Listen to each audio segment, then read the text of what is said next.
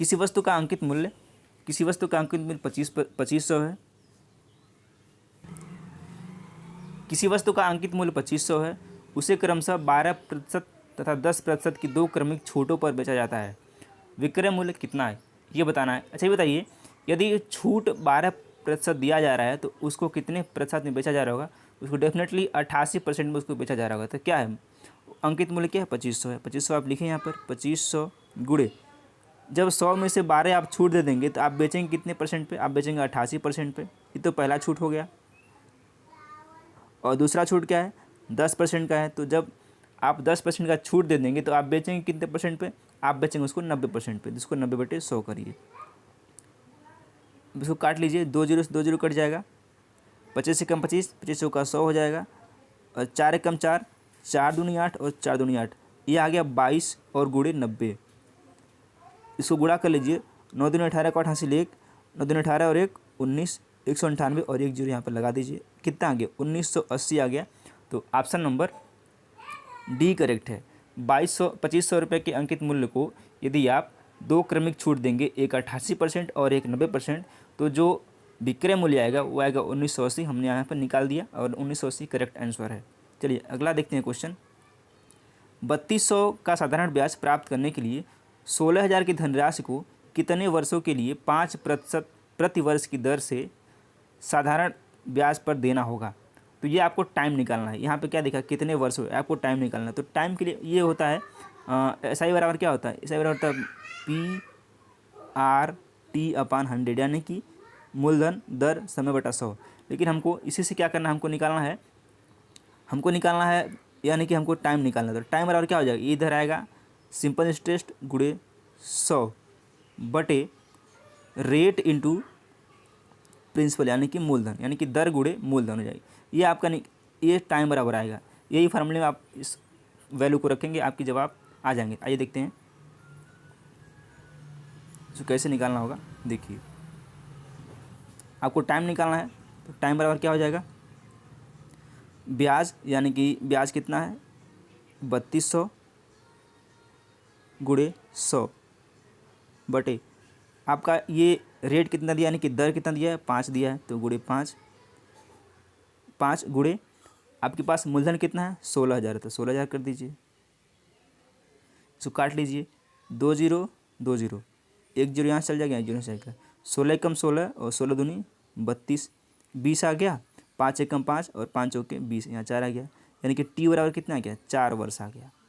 तो वह राशि जो होगी 4 वर्षों के लिए दी जाएगी। तो ऑप्शन नंबर सी बिल्कुल करेक्ट है। चलिए नेक्स्ट क्वेश्चन देखते हैं। पुनीत 60 किलोमीटर प्रति घंटे की गति से अपने दफ्तर जाता है, देखिए, तथा 90 किलोमीटर प्रति घंटे की गति से अपने घर वापस आता है। पूरी यात्रा के लिए पुनीत की औसत गति क्या होगी? देखिए ये मान लीजिए उसका दफ्तर है, ठीक है, और ये उसका घर है, ठीक है।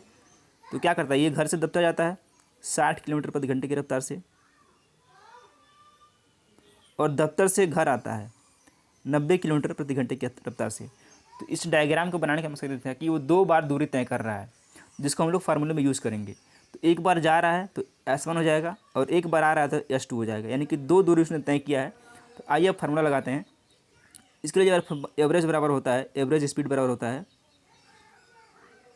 2S1 गुणे S2 बटे S1 प्लस S2। अब क्या होगा? कई लोगों के दिमाग में आ रहा होगा कि 2 क्यों लिखा गया है? तो 2 मेरे प्यारे इसलिए लिखा गया है कि जो दूरी है वो 2 बार तय कर रहा है, एक बार जा रहा है और एक बार आ रहा है। तो इसीलिए हमने फार्मूले में 2 लगाया जाता है, 2S1 इंटू S2 अपन S1 प्लस S2। इस फार्मूले में आप रखेंगे तो आपका जवाब निकल के आ जाएगा। आइए इसको लगाते हैं।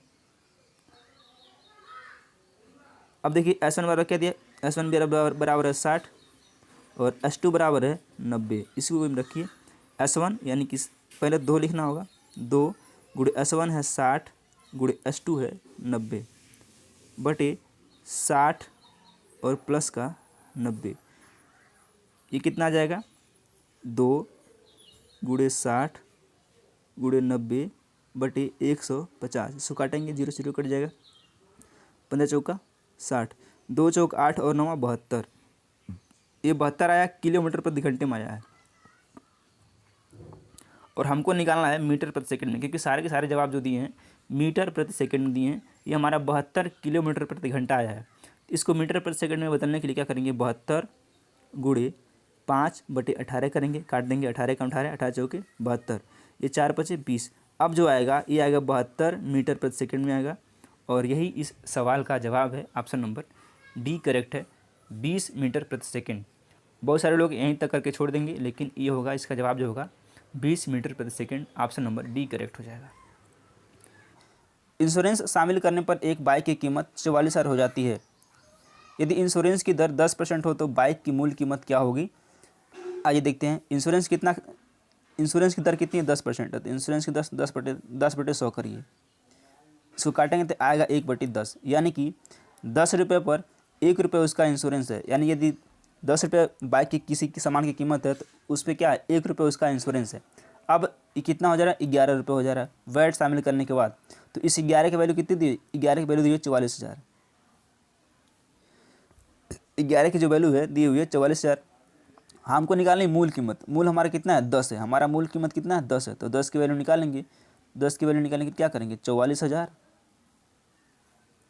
और गुणे 10 और बटे 11। इसको काटेंगे 11 कम 11, 11 से 44, 4 बार में ये 4,000 हो जाएगा। और 4,000 गुणे 10 करेंगे कितना हो जाएगा, 40,000। 40,000 ऑप्शन नंबर ए बिल्कुल करेक्ट है।